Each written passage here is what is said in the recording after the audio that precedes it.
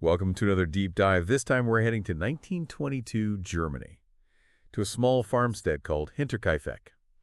It's the scene of one of Germany's most bizarre, unsolved murder cases. And our guide for today is, of course, the Hinterkaifeck Murders Wikipedia page. And I gotta say, it is a chilling read. So what makes this case so interesting? I mean, aside from the brutal murders themselves. Oh, there's plenty. You've got these strange events leading up to the night of the murders, and then you have a whole bunch of suspects. It's kept people guessing for over a century. Yeah, it's a real head-scratcher. Okay, so first let's just, set the scene, right? Imagine this isolated farmstead, miles of farmland, in every direction. We're talking March 31st, a Friday. The victims are 6 members of the Gruber family. So there's Andreas, the father, Cecilia, the mother, their widowed daughter, Victoria, and Victoria's 2 kids, 7-year-old Cecilia and 2-year-old Joseph. Oh, and also the new maid, Maria Baumgartner. She had just started working there the day before. The remoteness is a really important factor here. This wasn't just like any other farm. Hinterkaifeck was practically a world of its own, and that isolation, that feeling that they were exposed really adds to the mystery. Right, like something out of a horror movie almost. But okay, before we get to the murders, we have to talk about the strange stuff that was happening before that night. I'm talking footsteps in the attic, a broken door lock with mysterious footprints leading to it. There was even a newspaper from Munich that nobody remembered buying. It's like someone was laying a trail, and it all led to this horrifying conclusion. I mean, even the maid, before Maria quit, she was convinced the house was haunted. Just imagine that tension. The family must have been so scared. It's truly creepy, and they never even reported anything to the police. What do you think about that? Why wouldn't they try to get help? Well, it's a good question. It's hard to say for sure. Maybe they were too proud. Didn't want to seem like they were crazy. Or maybe they just couldn't wrap their heads around the danger. I don't know. I think the footprints are really interesting. They went from the forest all the way to a broken lock on the door of the farm's machine room. Whoever it was, they were definitely trying to get in. Yeah, that broken lock is important. It's like symbolic, like something bad was about to happen. Oh, for sure. And what about that newspaper, the one from Munich? I think that might have been intentional, like someone wanted to let the family know they were being watched. Like a calling card? Yeah, kinda. And then the night of the murders, it seems like the killer lured the family to the barn one by one. Yeah, probably. They probably used the layout of the farm to their advantage for Victoria and the kids. Maybe they heard something in the stable. And then Victoria's parents went to check on them. And the murder weapon was a mattock, right? That's basically like a pickaxe. Right. And they never found it. Nope. God, to kill 6 people with a pickaxe. Pretty brutal. And here's where things get really weird. The killer didn't run away. They stayed at Hinterkaifeck for days after the murders. Yeah, they fed the animals, ate food, even lit fires. Oh, wow. Imagine that. The killer just hanging out in the house like nothing happened. Yeah, that's super creepy. There are a couple of theories about why. Maybe they were trying to hide the crime, or maybe they were messing with the community, or maybe it was something psychological, like a need to pretend things were normal. And, get this, it took 4 whole days for anyone to find the bodies. He's crazy, right? Like a bunch of people almost found them, but they didn't. Coffee sellers came by, they noticed something was up but didn't check. Then, young Cecilia missed school. The family didn't show up to church. Even a mechanic went to the farm for a job. He only heard the animals, so he just did his work and left. It wasn't until some neighbors got worried and went to check on the family. They found Andreas, Cecilia, Victoria, and the little girl, Cecilia, all in the barn. Later, they found Maria and little Joseph in the house. Awful.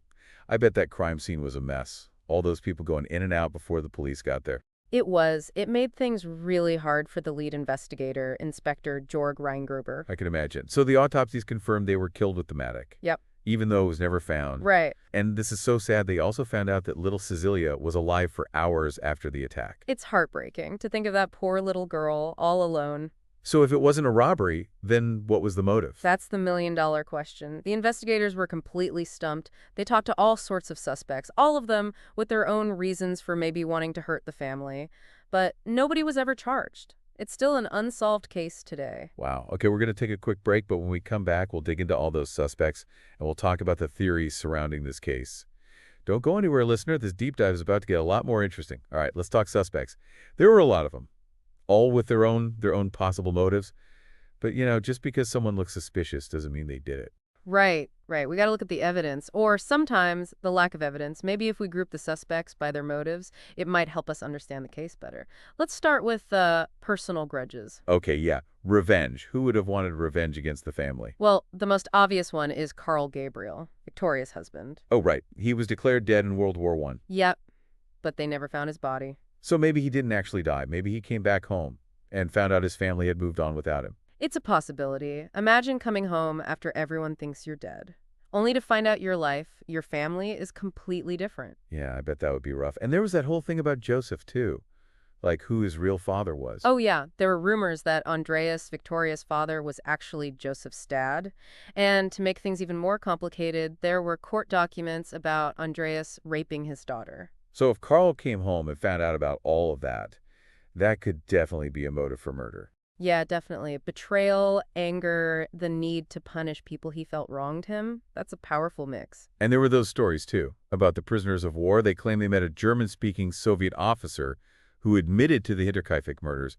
Some people even thought that officer might have been Carl Gabriel. It's an interesting theory, though. It's hard to say how reliable those accounts are. But it does make you wonder, could someone have used the chaos after the war to disappear and start a new life? Maybe even commit murder. That's some spy movie stuff right there. Okay, let's move on. What about Lorenz Schlittenbauer, the neighbor?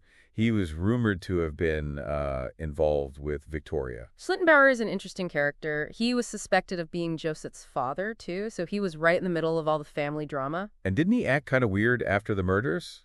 Yeah, his behavior was definitely suspicious. He seemed to know things that only the killer would know, like how the ground was frozen solid, which would have made it hard to bury the bodies, and he really wanted to go into the house alone. Said he was looking for his son, Joseph. A lot of people thought he was trying to control the situation. Yeah, and like he was trying to throw people off his trail. Right. And don't forget about the money. Rumor had it that Victoria had asked Schlittenbauer for money to help support Joseph. Ah, so maybe he killed them to get out of paying child support.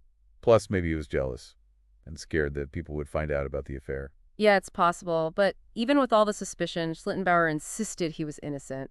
He even sued a bunch of people for slander. Wow, really? Yeah.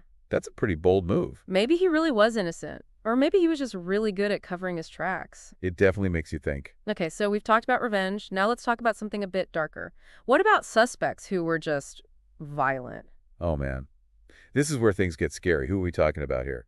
Well, there are the Gump brothers, Adolf and Anton. Adolf was a member of the Freikorps Oberland. Can you explain what that is for those of us who don't know a lot about German history? Sure. The Freikorps were basically like volunteer militias. A lot of them were soldiers who were angry about Germany losing the war.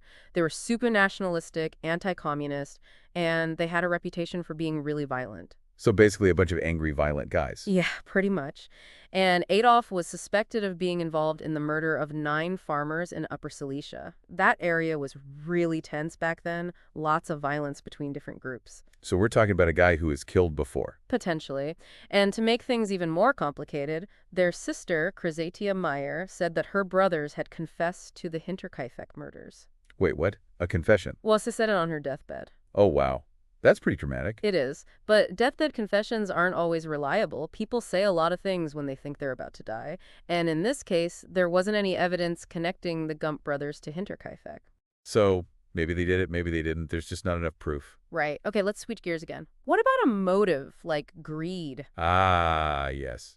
Money, the root of all evil. Who would have stood to gain financially from the family's deaths? Well, there was Peter Weather. He used to work with Andreas Gruber. And someone claimed they heard Weber talking about killing the family for their money. Seriously? Yeah. So he was thinking about it before the murders even happened. It seems that way. It's pretty chilling. But did they find any evidence connected him to the crime scene? Nope. By the time the police started looking for him, he had disappeared. Vanished into thin air. Pretty much. Man, that's a frustrating dead end. It is. But it does make you think, doesn't it, about the dark secrets people can hide. Okay, we've got a lot more suspects to talk about, but we'll have to save that for the next part. So we've talked about revenge, jealousy, even greed.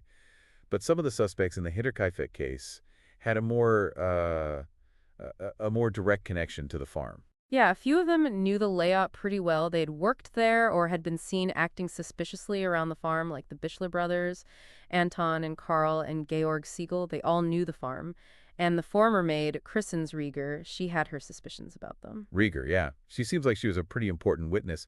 What did she find so suspicious about those guys? Well, Anton had worked on the farm. He seemed to know a lot about the family and their habits.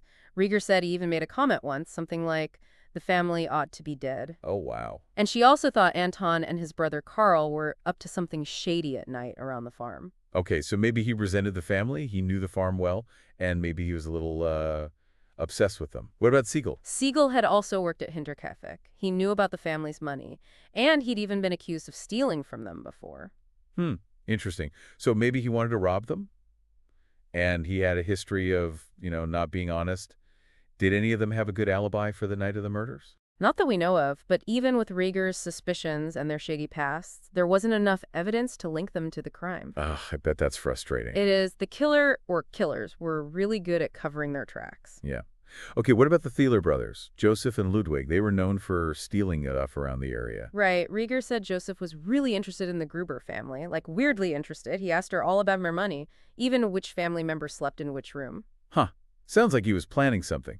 Maybe scoping the place out for a robbery. Could be, but again, it's all speculation. There's no hard proof. And then there's the theory from Bill James, the author. He had a really interesting suspect. Paul Mueller. Remind us who he is and why James thought he might be involved. So, Paul Mueller was the main suspect in a family murder in Massachusetts back in 1898. James thinks Mueller was a serial killer. He thinks Mueller killed lots of families all over the U.S. Wait, seriously. An American serial killer in Germany. That's the theory. James says the cases are really similar. Whole families murdered in their homes, a blunt farm tool used as the weapon, and no clear motive other than just wanting to kill. He thinks Mueller might have left the U.S. for Germany around 1912, right when the police were getting close to catching him. Wow. That's a pretty wild theory. Is there any evidence that Mueller was even in Germany? Unfortunately, no. It's a fascinating idea, but there's nothing to prove it.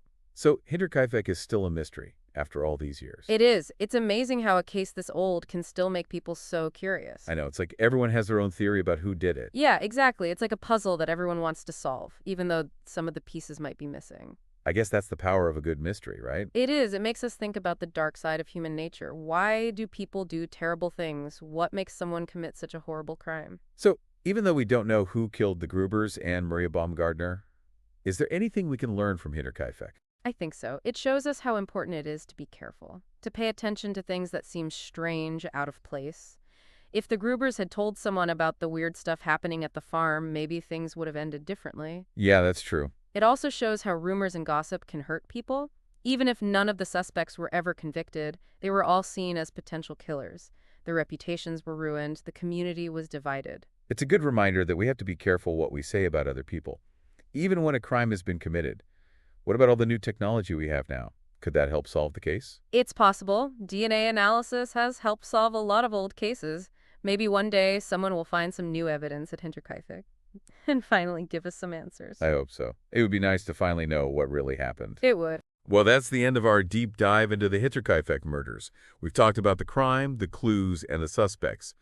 But the biggest question is still unanswered. Who killed the Gruber family and their maid? We hope you'll keep thinking about this case. Do your own research, explore the different theories, and see if you can figure out what happened. Until next time, keep exploring the mysteries of the past.